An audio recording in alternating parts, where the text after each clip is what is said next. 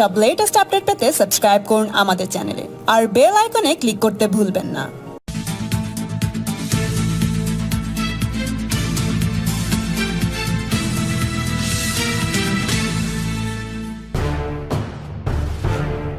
আজকে আমি মুখ্যমন্ত্রী মমতা বন্দ্যোপাধ্যায়কে আবার একটি খোলা চিঠি দিয়েছি।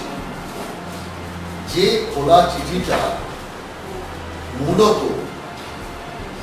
মাইগ্রেন্ট লেবারদেরকে কেন্দ্র করেই কোয়ারেন্টাইন সেন্টারের যে হাল হকিকত সে বিষয়ে চিঠিটা দিয়েছি। যে চিঠিতে আমি উল্লেখ করেছি রাজ্য জুড়ে কোয়ারেন্টাইন সেন্টারগুলোর অবস্থা অত্যন্ত বেদনাদায়ক। কোয়ারেন্টাইন সেন্টারগুলো এখন হ্যারাসমেন্ট সেন্টারে পরিণত হয়েছে। কোয়ারেন্টাইন সেন্টারগুলি যে সমস্ত মাইগ্রেন্ট লেবার এবং অন্যান্যরা আছে তাদের মানসিক নির্যাতন, শারীরিক নির্যাতনের কেন্দ্রবিন্দু হয়েছে কোয়ারেন্টাইন সেন্টার, যেখানে মানুষের শোবার জায়গা নেই, বিছনা নেই, চাদর নেই, পানীয় জলের ব্যবস্থা সব জায়গায় ঠিকঠাক নেই, খাবার এবেলা আসে তো ওবেলা আসে না, পরিমাণ অত্যন্ত কম এবং মহিলা পুরুষের মধ্যে কোনো ভেদাভেদ নেই। একটা অসহনীয় অবস্থায় এই চরম গরমের মধ্যে নিজ ব্যবস্থায় সরকারি বাসে কিংবা ট্রেনে এখানে এসে পৌঁছেছেন, তাদের এখন নতুন মুখ্যমন্ত্রীর কাছে এই চিঠির মাধ্যমে কয়েকটি প্রস্তাব আমি মুখ্যমন্ত্রীকে দিতে চাই। সেই প্রস্তাবগুলো প্রত্যেকটি গঠনমূলক, সমালোচনা করবার প্রস্তাব নয়। এই ঝড় আসার আগে, করোনা পরিস্থিতির আগে আমরাই অফার করেছিলাম যে সরকারের সাথে কাঁধে কাঁধ মিলিয়ে কাজ করব, বড় সরকারের সমালোচনা করব না। কিন্তু সরকার আমাদের সহযোগিতা বিন্দুমাত্র করবার সুযোগ রেখেছে।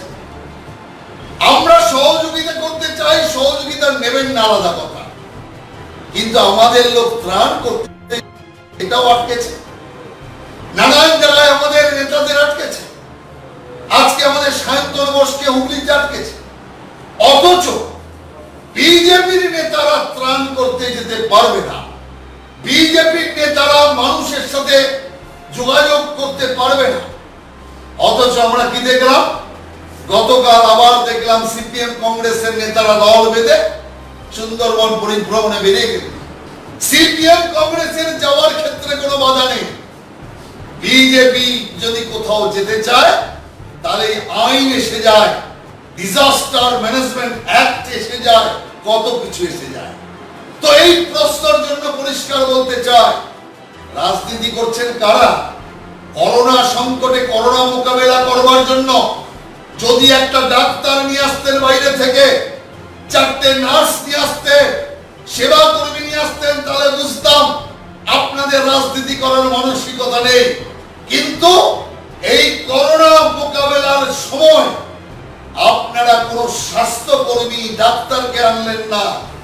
আপনারা লকডাউন ভেঙে আপনাদের টিচার প্রশান্ত কুমারকে নিয়ে আসলেন। তাহলে রাজনীতি কারা শুরু করলো? প্রশান্ত কুমারকে আনার কারণ কি? প্রশান্ত কুমার কি কোভিড স্পেশালিস্ট না প্রশান্ত কিশোর কি ডাক্তার? তো প্রশান্ত কিশোরকে কেন আনলেন? এতেই তো আপনারা প্রথম সিগন্যাল দিয়ে দিলে করোনাতে মানুষ মরুক আর মানুষের সংক্রমণ হোক। আমরা লকডাউনের মধ্যে প্রশান্ত কিশোরকে এনে আমাদের রাজনৈতিক গুটি সাজানোর কাজ করব। যখন আমরা টের পেয়ে গেলাম আপনারা করোনা মোকাবেলার চেয়ে 21 সালের বিপর্যয় মোকাবেলায় অনেক বেশি ব্যস্ত, আমরাও নেমে পড়লাম ময়দানে। কিন্তু আজও আমাদের মানসিকতা আছে যেই বিপর্যয় মোকাবেলা করবার, সেই কারণের জন্য এই চিঠি আমরা আপনাদের দিয়েছি। আজকে মুখ্যমন্ত্রী বৃক্ষরোপণের কথা বলছে, আহ্বান জানাচ্ছেন, বৃক্ষরোপণ করছেন।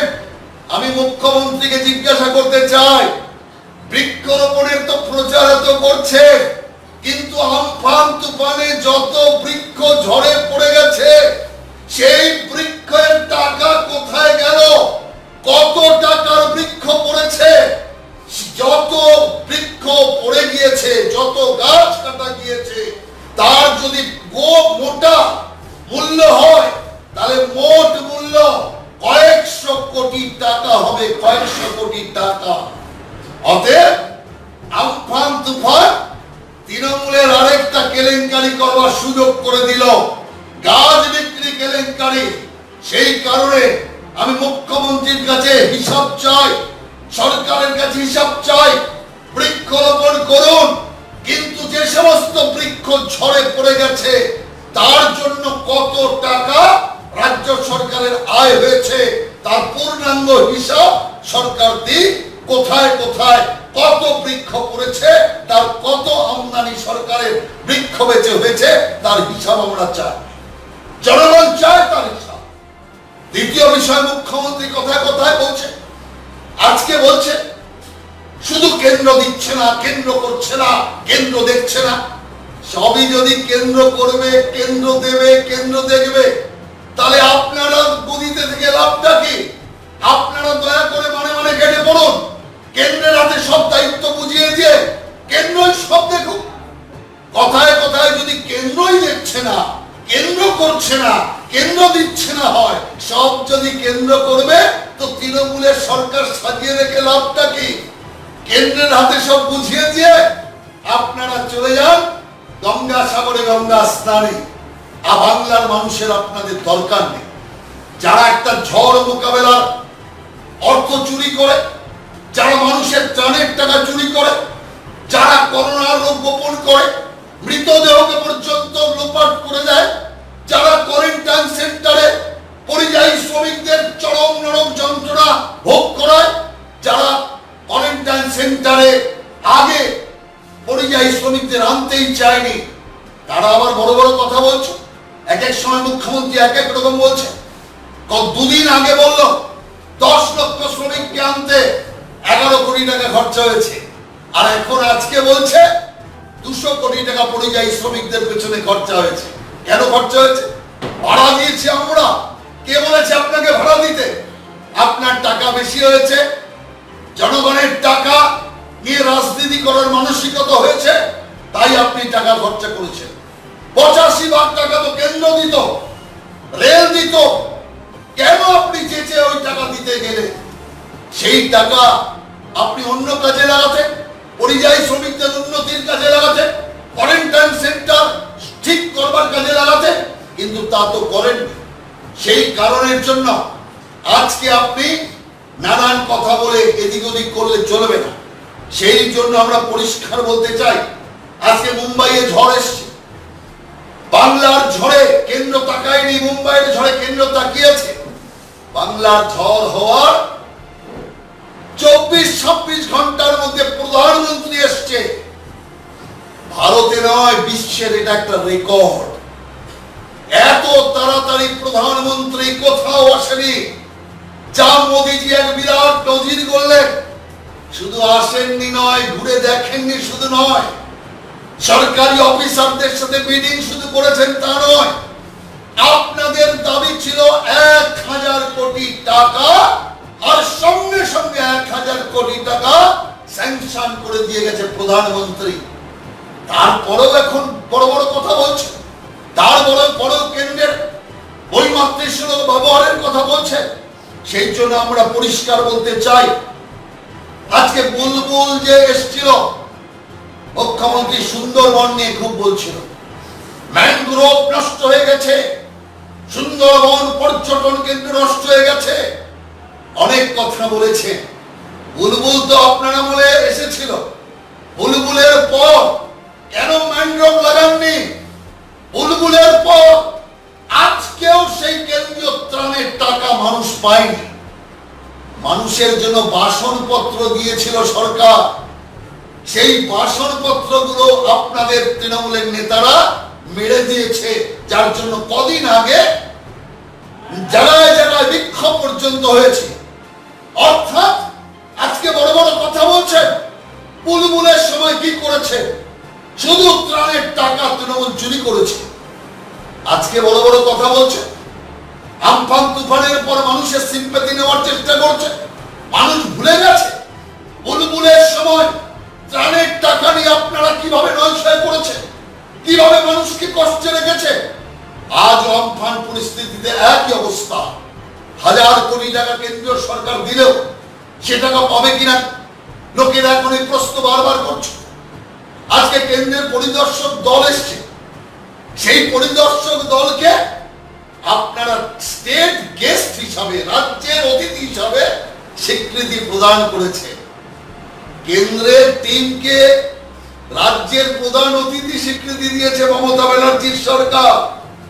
এর আগেও টিম এসেছিল কোভিড-19 সময়, পর দুবার টিম এলো, সেই টিমকে পুলিশ পর্যন্ত দেয়নি, গাড়ি পর্যন্ত দেয়নি, কোনো সহযোগিতা করেনি। সেই কারণে টাকা যেখানে তৃণমূল সেখানে, টাকা নেই যেখানে তৃণমূল নেই সেখানে।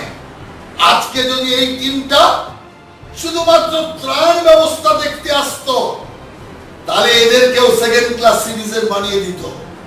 কিন্তু যেহেতু এরা টাকা কত খরচা হবে, কত টাকার দরকার তারা অ্যাসেস করতে এসছে, সেই কারণে তারা রাজ্যের অতিথি বনে গেছে। এই হচ্ছে সরকারের দৃষ্টিভঙ্গি। টাকা দাও তো সম্মান পাও, টাকা দেবে না তো গলা ধাক্কা খাও। এই হচ্ছে এই সরকারের মূল প্রবৃত্তি।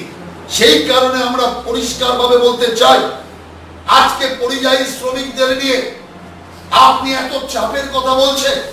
প্রথম থেকে যদি টালবাহানা না করতেন, প্রথম থেকে যদি রেলের দেওয়া শ্রমিক স্পেশাল ট্রেনে পরিযায়ী শ্রমিকদের আনার ব্যবস্থা করতেন, এতদিনে সব পরিযায়ী শ্রমিক তার ঘরে চলে যেত।